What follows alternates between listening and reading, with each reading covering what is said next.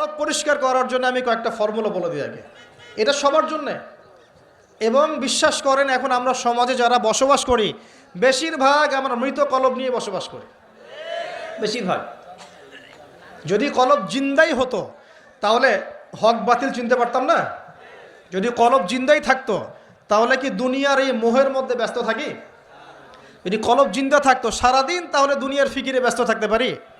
যদি কলব জীবিতই থাকে তাহলে কাউকে দাফন করার পরে দুনিয়াবি খোশ গল্পে কেউ মত্ত হতে পারে।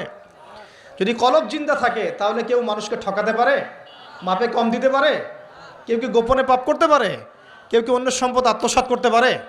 কলব জিন্দা থাকলে কেউ সুদ খায়, কলব জিন্দা থাকলে কেউ জেনা করে, কলব জিন্দা থাকলে কেউ এরকম নোংরা কনসার্টে যেতে পারে। অতএব বুঝতে পারছি এইসব পরিস্থিতি দেখে যে আমাদের বেশিরভাগের কলব কি মৃত, নিঃসন্দেহে মৃত, কোনো সন্দেহ নাই। নবী সাল্লাল্লাহু আলাইহি ওয়াসাল্লাম বলছেন যখন আদম সন্তান একটা পাপ করে তখন কলবের মধ্যে একটা স্পট বা দাগ পড়ে, কালো একটা স্পট বা দাগ পড়ে। আবার যদি গুনাহ করে আবার স্পট পড়ে, আবার দাগ পড়ে, আবার গুনাহ করে আবার স্পট পড়ে।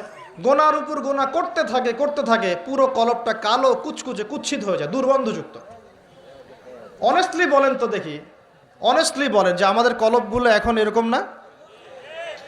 আমরা কন্টিনিউয়াসলি পাপ করি না? কতবার দিনে আস্তাগফিরুল্লাহ ওয়া আতুবু ইলাইহি পড়ি, কতবার? নবী সাল্লাল্লাহু আলাইহি ওয়াসাল্লাম এমন একজন ব্যক্তি যার আগের গুনাহ মাফ, পরের গুনাহ মাফ, তারপরেও তিনি দিনে 100 বার বলতেন আস্তাগফিরুল্লাহ ওয়া আতুবু ইলাইহি। আমাদের তো প্রয়োজন হয় না, কারণ আমাদের তো অনেকের, আমাদের সবার না, অনেকের অ্যাটিটিউডটা এমন যে সে জান্নাতে অলরেডি চলে গেছে এবং তার দল তার সংগঠন অলরেডি জান্নাতে চলে গেছে। আপনার যদি লিজ লাগে আপনি আসেন আমার কাছে, ফর্ম পূরণ করেন, আপনাকে দিয়ে দেবো জান্নাত। এমন অ্যাটিটিউড নাই? এই অ্যাটিটিউডটা কিন্তু ইহুদিদের দর্শন। ওরা এরকম মনে করতো যে আমরা আল্লাহর সিলেক্টেড বান্দা, ইলেক্টেড বান্দা, যদি জাহান্নামে যাইও তাহলে অল্প কয়েকদিন থাকবো, তারপর বেরো চলে আসবো। হ্যাঁ, এই কথা সূরা বাকারায় আছে, পরে দেখেন তো। দেখুন প্রিয় ভাইয়েরা, কলব পরিষ্কারটা সবচেয়ে ইম্পর্টেন্ট জিনিস। এখন মানুষ বলতে পারে সুফিজমের আলোচনা করছে। হ্যাঁ, সুফিজমের আলোচনা করছি কিনা তা জানি না, তবে আমি আল্লাহর ইহসান নিয়ে কথা বলছি। কি নিয়ে কথা বলছি? হাদিসে জিবরিলের মধ্যে 4টা প্রশ্ন করা হয়েছে। কটা প্রশ্ন? 4টা। তার মধ্যে একটা প্রশ্ন হচ্ছে আখবিরনি আনিল ইহসান, হে মুহাম্মদ সাল্লাল্লাহু আলাইহি সাল্লাম আমাকে ইহসান সম্পর্কে বলুন। জিবরাইল আলাইহিস সালাম প্রশ্ন করছেন। কে প্রশ্ন করছেন? ইহসান কি? নবী সাল্লাল্লাহু আলাইহি ওয়াসাল্লাম বলছেন আনতা আবুদাল্লাহ কাআন্নাকা তারাহ, তুমি এমনভাবে আল্লাহর ইবাদত করবে যেন তুমি আল্লাহকে দেখতে পাচ্ছ। ওয়া ইল্লাম তাকুন তারাহু ফাইন্নাহু ইয়ারাক, তুমি যদি আল্লাহকে দেখতে নাও পারো জেনে রাখবে যে আল্লাহ পাক তোমাকে দেখছেন। এই ফিলিংসটা মানুষের মধ্যে থাকলে কি মানুষ পাপগুলো কন্টিনিউয়াসলি করতে পারে? যদি পাপ হয়েও যায় সেটা তওবা করে ফিরে আসবে, তাই নয় কি? আচ্ছা, এখন দেখুন কি করতে হবে। এক নাম্বার বলছি যে অন্তরটাকে পরিচ্ছন্ন করতে হবে। পরিচ্ছন্ন করার জন্য প্রথম কাজ কি?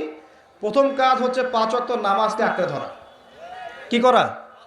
5 ওয়াক্ত নামাজকে আঁকড়ে ধরা। যদি আপনি জামাত মিসও করে ফেলেন বাসায় পড়ে ফেলবেন, নামাজ বাদ দেওয়া যাবে না।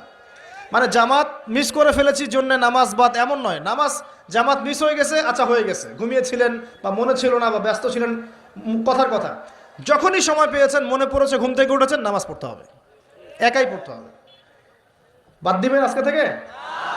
বরং আমরা চেষ্টা করব ইনশাআল্লাহ জীবনে যে নামাজগুলো কাজা হয়ে গেছে সেগুলো যেন হিসেব করে আদায় করে দেয়া সম্ভব হয়, এটাও চেষ্টা করা উচিত। আল্লাহ পাক তৌফিক দান করুন। এক নম্বর নসিহত, নামাজ ছাড়া যাবে না। কারণ একটা হাদিস যথেষ্ট। নবী সাল্লাল্লাহু আলাইহি ওয়াসাল্লাম বলেছেন যে মান তারাকা সালাতান মুতাআম্মিদান ফাকাদ কাফারা, যে ব্যক্তি ইচ্ছাকৃতভাবে নামাজকে ছেড়ে দিল সে ব্যক্তি যেন কুফরি করলো। কি করলো? কুফরি করলো।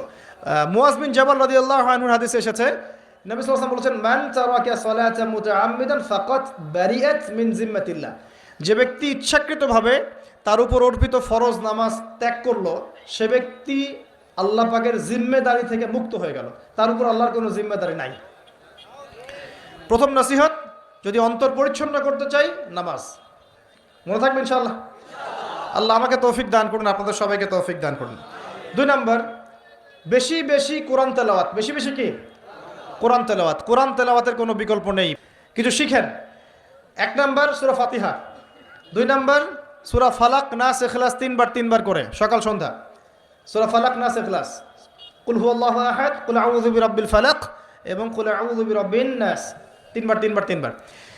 সূরাতুল কাফিরুন ঘুমানোর আগে একবার, সূরা হাশরের শেষ 3 আয়াত, সূরা বাকারার শেষের 3 আয়াত, ঠিক আছে?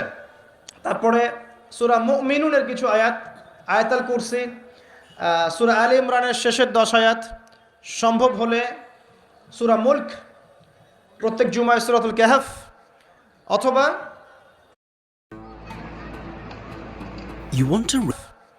অথবা আপনি চাইলে এই যে মানুষ অনেকে ঝাড়ফুঁকের সমস্যা হয় না, বদনজর লাগা, ঝাড়ফুঁক, কুফরি কালাম, সেসব ক্ষেত্রে আপনি সূরা জিনের প্রথম 10 আয়াত, সূরা সফফাতের প্রথম 10 আয়াত, সূরা ইয়াসিন, সূরা কাহফের প্রথম 10 শেষ 10 এগুলোর উপর আমল করতে পারেন। ইনশাআল্লাহ দেখবেন আপনার জীবনে বরকত আসবে। আপনি চোখ লাগা, বদনজর, এই যে হিংসুকের হিংসা, চোখ লাগা, বদনজর, কুফরি, তাবিজ কালাম এগুলো থেকে বেঁচে থাকবেন ইনশাআল্লাহ। আল্লাহ পাক আপনার পরিবারকে আপনাকে বাঁচাবে ইনশাআল্লাহ কোরআনের বদৌলতে। এবং এগুলো যদি মুখস্থ করে ফেলতে পারেন এবং নিয়মিত মাঝে মাঝে নামাজে পড়েন, এমনি তেলাওয়াত করেন, ইনশাআল্লাহ তাআলা কোরআন আপনার জীবনে প্রোটেকশন নিয়ে আসবে, আল্লাহর রহমত বরকত নিয়ে আসবে ইনশাআল্লাহ। এবং কোরআনের মধ্যে কি আছে? শেফা, আরোগ্য আছে। ওয়া নুনাজ্জিলু মিনাল কোরআন মা হুয়া শিফাউ ওয়া রাহমাতুল লিল মুমিনিন। আল্লাহ পাক বলছেন আমি কোরআন নাজিল করেছি, এর মধ্যেই মুমিনদের জন্য শিফা আছে, শিফা আরোগ্য আছে এবং আল্লাহর রহমত, দয়া আছে। আমরা আরোগ্য চাই না? আল্লাহর দয়া চাই না? আর এই আরোগ্য শুধু দৈহিক রোগের আরোগ্য নয়, কলবের রোগের আরোগ্য। তো কোরআন তেলাওয়াতকে বাড়িয়ে দেওয়ার চেষ্টা করেন, আল্লাহ পাক তৌফিক দান করুন। আর যদি পসিবল হয়, আল্লাহ পাক যদি আরো ফুরসত দেন, তৌফিক দেন, প্রত্যেকদিন 1 ঘন্টা করে 1 পারা কোরআন তেলাওয়াত করবেন। পারবেন ইনশাআল্লাহ? আল্লাহ আমাদের সবাইকে তৌফিক দান করুন, আমিন। এরপর কি? বেশি বেশি আল্লাহর জিকির। 1 নাম্বার কি বলেছি? সালাত। 2 নাম্বার কোরআন তেলাওয়াত। 3 নাম্বার হচ্ছে আল্লাহর জিকির। বেশি বেশি আল্লাহর জিকির। আল্লাহর জিকির মানে শুধু আল্লাহ আল্লাহ এটাকে বোঝাচ্ছি না আমি।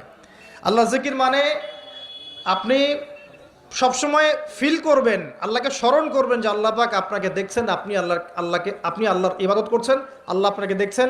আপনি আল্লাহকে দেখতে না পারলেও আল্লাহ আপনাকে দেখছেন, আল্লাহ আপনার কথা শুনছেন, আল্লাহ হাজির নাজির, এটা আপনি ফিল করবেন। জিকির মানে কি? স্মরণ করা। জিকির মানে কি? স্মরণ করা। আপনি সুবহানাল্লাহ পড়ছেন, আল্লাহর জিকির করছেন, আলহামদুলিল্লাহ পড়ছেন, আল্লাহু আকবার পড়ছেন, লা ইলাহা ইল্লাল্লাহ পড়ছেন, হ্যাঁ, লা হাওলা ওয়ালা কুওয়াতা ইল্লা বিল্লাহ